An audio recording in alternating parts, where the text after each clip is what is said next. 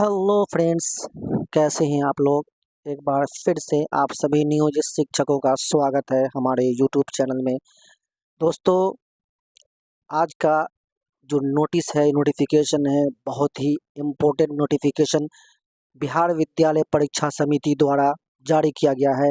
जैसा कि आप लोग देख रहे होंगे स्क्रीन पर कि सक्षमता परीक्षा जो है वो 2.0 एक्टिव हो गया है, जिसको हम लोग बोलते हैं सक्षमता परीक्षा 2.0। जो प्रथम हुआ था उसको ए बोल सकते हैं, और ये दूसरा है यानी कि द्वितीय चरण का सक्षमता परीक्षा का द्वितीय नोटिफिकेशन दिनांक 26 अप्रैल से फॉर्म भरने का स्टार्ट हो जाएगा।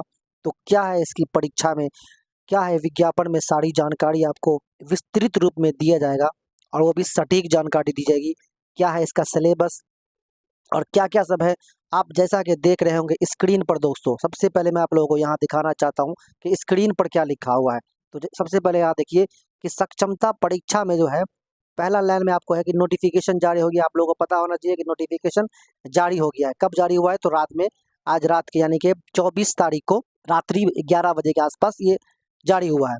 तो आज 25 तारीख है और ये इसका जो है फॉर्म भरने का जो आपको डेट है वो आपको बताएंगे कि कब कब है। उसके बाद दोस्तों सबसे पहले आप लोगों को बताएंगे कि सक्षमता परीक्षा जो नोटिफिकेशन जो जारी हुआ है उसमें क्या नया चीज़ है, समझे। क्योंकि फर्स्ट में जो जो लोग जो एग्ज़ाम दिए हैं उन लोगों से भी मेरी बात हुई है और पता लगा है कि नोटिफिकेशन में कुछ नया है। तो नया क्या है, तो उसी के बारे में आज हम लोग बात करेंगे दोस्तों कि नया क्या है।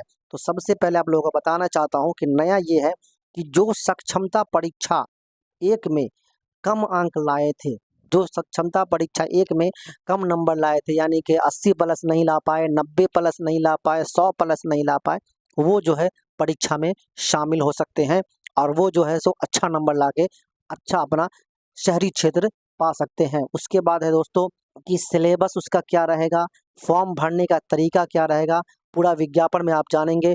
और परीक्षा कब होगी दोस्तों, तो इसकी संभावना जून में हो सकती है। आपकी सक्षमता परीक्षा 2.0 की सारी जानकारी। उसके बाद दोस्तों यहाँ देख रहे हैं दोस्तों कि वैसे शिक्षक जिनको सक्षमता प्रथम में पहला चॉइस नहीं मिला वो भी इसको फॉर्म भर सकते हैं।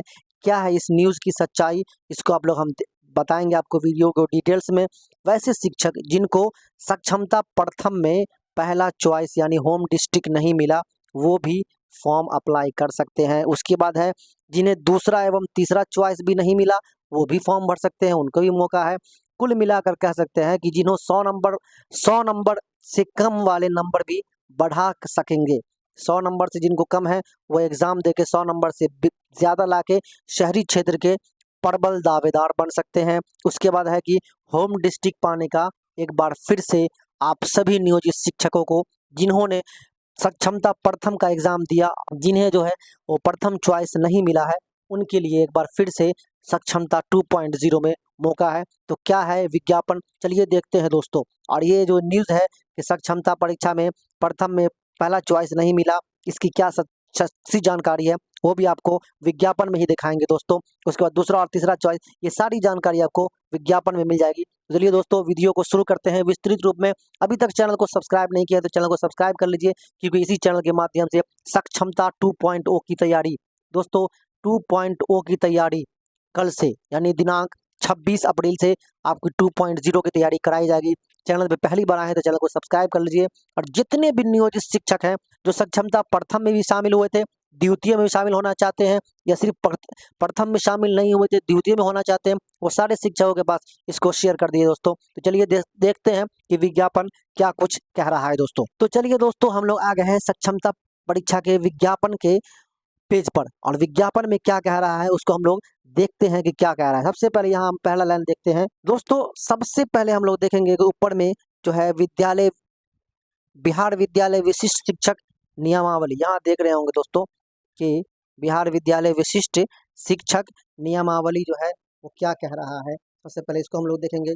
उसके बाद जो है उसमें क्या है, तो उसके में जो लिखा हुआ है दोस्तों कि पढ़ते हैं इसको डिटेल्स में कि जो है सक्षमता 2.0 का जो आयोजन किया गया है उसका तिथि कब से कब तक है और वो क्या क्या इसमें बोल रहा है। तो सबसे पहले हम लोग देख रहे हैं कि यहाँ लिखा हुआ है कि यहाँ देख लीजिए, बिहार विद्यालय विशिष्ट शिक्षक नियमावली 2023 के नियम के 4 के परिप्रेक्ष्य में स्थानीय निकाय के शिक्षकों की सक्षमता परीक्षा 2024 द्वितीय।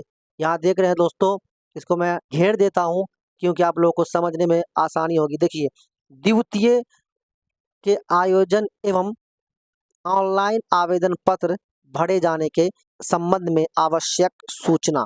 ये बहुत ही लेटेस्ट जानकारी है दोस्तों। इसका आपको एकदम शॉर्टकट में बताता हूँ कि ये जो विज्ञापन निकाला गया है, इस विज्ञापन की तिथि जो है यहाँ आप लोग देख सकते हैं, यहाँ देख सकते हैं दोस्तों। ये देखिए 26 अप्रैल से 4 मई तक ऑनलाइन आवेदन करने की तिथि है। देखिए 26 अप्रैल 2024 से 4 मई 2024 तक ऑनलाइन माध्यम से आवेदन पत्र आमंत्रित किए जाते हैं। उक्त परीक्षा का विस्तृत विवरण निम्नवत है, यानी कि नीचे है। सबसे पहले आप लोगों को हम बताएंगे कि इसमें क्या, इसका सिलेबस क्या होगा, शिक्षकों 1 to 5 का सिलेबस क्या है, 6 to 8 का सिलेबस क्या है, 9 10 का सिलेबस क्या है, और उसके बाद बताएंगे कि इस विज्ञापन का पूरा खुलासा क्या है दोस्तों। तो सबसे पहले यहाँ संरचना देख लीजिए। यहाँ पर लिख दिया गया है कि सक्षमता परीक्षा जो है बहुविकल्पीय होंगे। जैसा कि आप लोगों को पता है, इसमें निगेटिव मार्किंग नहीं होगी, लेकिन नॉर्मलाइजेशन पिछले परीक्षा की तरह भी इसमें होगा। उसके बाद परीक्षा का विषय क्या रहेगा, तो यहाँ बोल रहा है कि परीक्षा का जो है प्राथमिक, माध्यमिक, उच्च माध्यमिक का जो विषय होता है, जो पढ़ाई का विषय होता है, सब्जेक्ट होता है, वही होगा। उसके बाद फिर पाठ्यक्रम की जहाँ तक बात करेंगे तो आपको बीपीएससी TRE 1 और TRE 2 का सीधा सीधी इसमें जानकारी दिया जाएगा। उसके बाद नीचे है दोस्तों, यहाँ देख सकते हैं कि प्राथमिक के लिए क्या है, तो यहाँ देख रहे हैं प्राथमिक के लिए जो है विषय कोड दिया गया है, और सभी जो है शिक्षकों के लिए, यानी 6 to 8 9 10 सभी के लिए यहाँ पर विषय कोड दे दिया गया है। और प्राथमिक के लिए क्या है, तो भाषा और सामान्य विषय, यहाँ देख सकते हैं, यहाँ लिखा हुआ है भाषा जो है और सामान्य विषय किसके लिए दोस्तों, तो प्राथमिक विद्यालय के लिए। एक और आपको इम्पोर्टेंट नोटिस बता देता हूँ कि प्राथमिक विद्यालय के शिक्षक अभ्यर्थी को भाषा के अंतर्गत अंग्रेजी भाषा एवं हिंदी अथवा उर्दू अथवा बांग्ला में से किसी एक भाषा की परीक्षा देनी होगी। दोस्तों आप लोगों को मैं बता देता हूँ कि अंग्रेजी अनिवार्य रूप से आपको 8 नंबर का मिलेगा।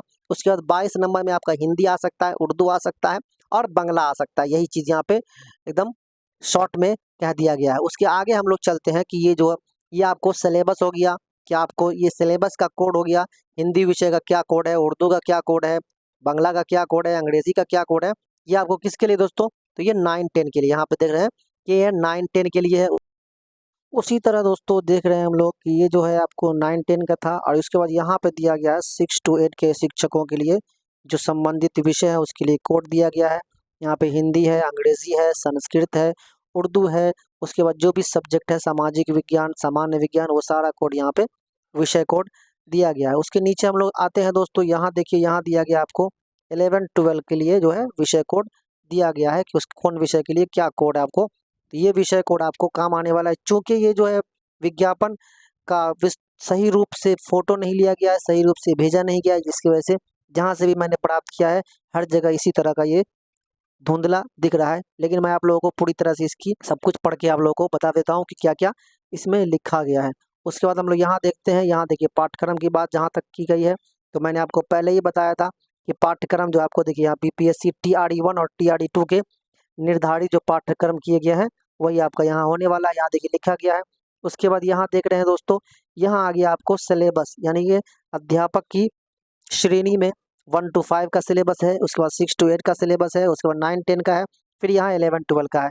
तो 1 to 5 के लिए प्रश्न की संख्या कितनी है दोस्तों, तो यहाँ देख रहे हैं हम लोग 150 है। यहाँ देखिए 150 है। उसमें भाषा कितना का रहेगा, तो 30 अंक का रहेगा।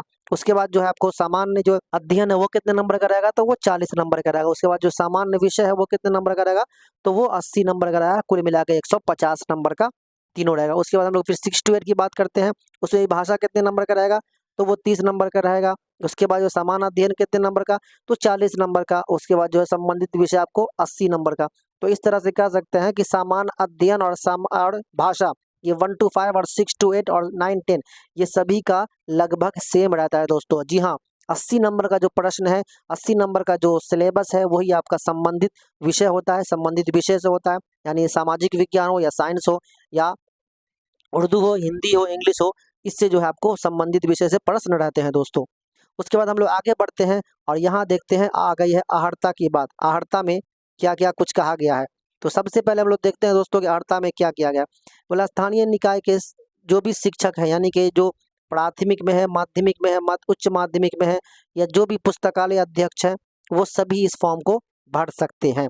उसके बाद यहाँ दूसरे लाइन में देखते हैं दोस्तों, थोड़ा जूम करके आप लोगों को दिखाने की कोशिश कर रहा हूँ मैं। तो यहाँ देख रहे हैं दोस्तों कि वैसे शिक्षक, ये दूसरा में लिखा हुआ है क और ख में, इसको थोड़ा सा मैं आप लोगों को पढ़ के बताता हूँ कि वैसे शिक्षक जो सक्षमता परीक्षा 2024 प्रथम में सम्मिलित नहीं हुए अथवा अनुत्तीर्ण हुए हैं, इस परीक्षा में सम्मिलित हो सकते हैं। यहाँ देखिए क्लियर में बोल दिया कि इसको, इस लाइन को मैं थोड़ा डार्क कर देता हूँ, आप लोग हाईलाइट करके आप इसको पढ़ सकते हैं कि वैसे शिक्षक जो प्रथम में शामिल नहीं हुए वो इस परीक्षा में शामिल हो सकते हैं।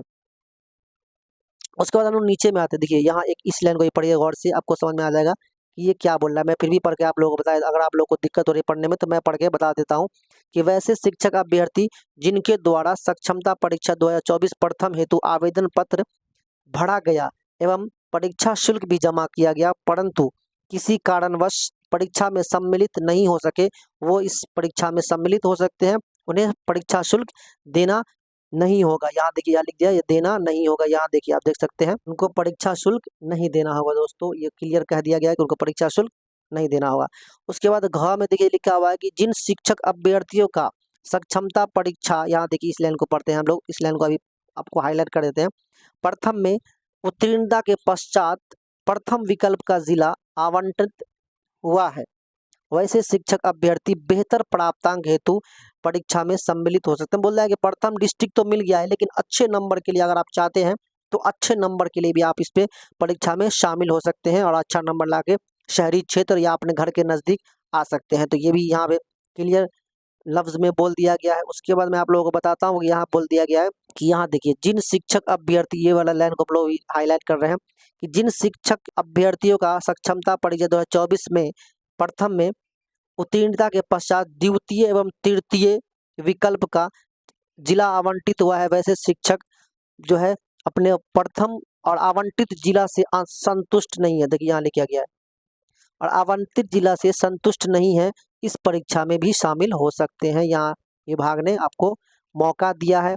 उसके बाद बोल दिया है कि इस तरह से हम लोग कह सकते हैं कि अनुत्तीर्ण एवं जो भी शिक्षक इस परीक्षा में शामिल होना चाहते हैं, अच्छा नंबर लाना चाहते हैं, आप जो है सो 100+ लाना चाहते हैं, 100+ लाइएगा तो यानी कि होम डिस्ट्रिक्ट के अलावा आपको होम ब्लॉक में होने की संभावना है, आपको 5 से 10 किलोमीटर के अंदर में होने की संभावना है। तो आप जो है इस फॉर्म को भर सकते हैं, दोबारा भर सकते हैं और अच्छा नंबर लाके 120 नंबर लाइए। अगर फॉर्म भरना है दोस्तों, अगर आपको कॉन्फिडेंस है कि 120 नंबर लाएंगे तो इस चैनल को सब्सक्राइब कर लीजिए। इस चैनल के माध्यम से आपको 100% तैयारी कराई जाएगी और आपको 120 लाने में मदद किया जाएगा दोस्तों। तो जो है आप जो है 120 नंबर ला सकते हैं और आप परीक्षा में दोबारा शामिल हो सकते हैं। तो उनके लिए एक दोबारा मौका बिहार सरकार ने दिया है। उसके बाद हम लोग को बताते हैं कि परीक्षा का जो है सो पास कितने नंबर पे है, जनरल का क्या कैटेगरी है, उत्तीर्णांक कितना है, कितना % पे है, पिछड़ा वर्ग का कितना है, अति पिछड़ा क्या है। तो चलिए हम लोग उसके बाद यहाँ परीक्षा शुल्क आप लोग देख सकते हैं दोस्तों कि 1100 रुपया है, जो पिछला बार भी था इस बार भी है। तो ये सब जानकारी आपको पहले से ही प्राप्त होगी। परीक्षा किस माध्यम से होगा, तो यहाँ देख रहे हैं आप लोग, ये देखिए कंप्यूटर बेस्ड टेस्ट होगा। यहाँ देख लीजिए एक बार, यहाँ देखिए कंप्यूटर बेस्ड टेस्ट होगा, यानी कंप्यूटर पे ही परीक्षा होगी और आपको कंप्यूटर पे जाके एग्जाम देना होगा। उसके बाद देखिए यहाँ नीचे में आ गया है कि उस मतलब कि कितने नंबर पे आप पास कर जाएंगे। तो यहाँ परसेंटेज दिया गया है, देख लीजिए। यहाँ सामान्य वर्ग का हो गया 40%, जो कि 60 नंबर पे होता है। उसके बाद ईबीसी का हो गया 36.5%, ये जो 55 नंबर पे होता है। उसके बाद ईबीसी का हो गया आपको 34%, जो कि 51 नंबर पे होता है। उसके बाद अनुसूचित जनजाति और अनुसूचित दिव्यांग हो गया, फिर महिला नॉर्मल हो, तो इस सब के लिए जो है वो 48 नंबर पे यानी कि 32% पे जो है तो नंबर लाना है। मिनिमम मार्क्स है, इससे कम नंबर आप लाएंगे तो आप फेल कर जाएंगे। तो इस तरह से ये सारी जानकारी है। उसके बाद यहाँ फॉर्म भरने का तरीका बताया गया है दोस्तों। तो फॉर्म भरने का एक अलग सी वीडियो आप लोगों के लिए मैं बना के लाऊंगा। ये इधर जो है ये फॉर्म भरने का पूरा तरीका इधर दिया गया है। तो ये सारा तरीका आपको बताएंगे किस तरह से फॉर्म भरना है। आप चैनल पे बने रहें, इस चैनल के माध्यम से सारी जानकारी आपको प्राप्त कराई जाएगी। और इस चैनल को सबसे पहले सब्सक्राइब कर लीजिए और एक बार अपने सभी साथियों के साथ शेयर कर दीजिए दोस्तों, क्योंकि इसी चैनल के माध्यम से आपको सारी जानकारी, सटीक और सही जानकारी प्राप्त कराई जाएगी दोस्तों। मिलते हैं अगले वीडियो में, तब तक के लिए धन्यवाद।